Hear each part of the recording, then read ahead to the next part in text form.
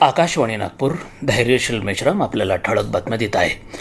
कवी कुलगुरू कालिदास संस्कृत विश्वविद्यालयाचा 14वा दीक्षांत समारंभ येत्या बुधवार दिनांक 18 मार्च रोजी सकाळी 11 वाजता कवी कुलगुरू कालिदास संस्कृत विश्वविद्यालय रामटेक इथं आयोजित करण्यात आला असून या कार्यक्रमाचे प्रमुख अतिथी प्रख्यात अभियांत्रिकी शास्त्रज्ञ आणि ICT मुंबईचे माजी कुलगुरू प्राध्यापक गणपती यादव हे असतील. या दीक्षांत समारंभात 2024-25 मध्ये उत्तीर्ण झालेल्या विद्यार्थ्यांना पदवी प्रदान करण्यात येणार असून एकूण 14,564 पदवी प्रमाणपत्रे यात प्रदान करण्यात येणार आहेत. तसेच 14 विद्यार्थ्यांना PhD पदवी दिली जाणार आहे. ग्रामीण कार्यक्रम सल्लागार समिती माहे एप्रिल मे जून 2026ची त्रैमासिक बैठक आज नागपूर आकाशवाणीच्या सभागृहात पार पडली.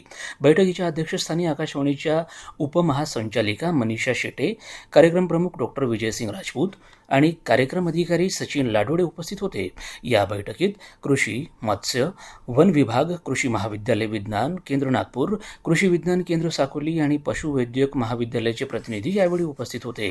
कृषी कार्यक्रम अधिकारी सचिन लाडोळे यांनी याप्रसंगी तिमाहीत प्रसारित होणाऱ्या विशेष कार्यक्रमांची माहिती उपस्थितांना दिली. ग्रामीण भागात जल जीवन मिशन अंतर्गत उभारण्यात आलेल्या पाणी पुरवठा योजना आता पूर्णत्वाकडे गेल्या असून या योजनांचे व्यवस्थापन थेट ग्रामस्थांच्या हाती सोपवण्यासाठी जिल्ह्यात जल उत्सव साजरा केला जात आहे.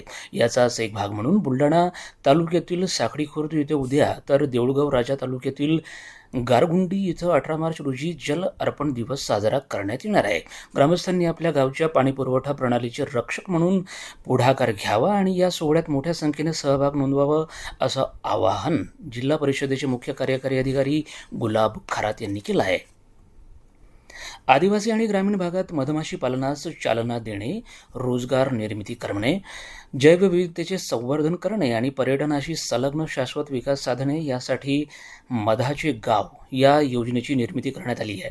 या योजनेच्या पहिल्या टप्प्यात सन 2025-26 या वर्षासाठी राज्यातील 10 गावांची निवड करण्यात आली आहे.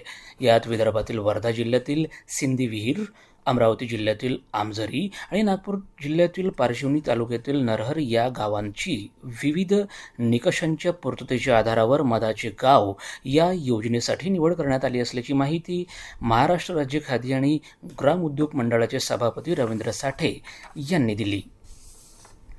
बारामती विधानसभा पोटनिवडणुकीत उमेदवार न देण्याचा निर्णय राष्ट्रवादी काँग्रेस शरदचंद्र पवार पक्षानं घेतला आहे.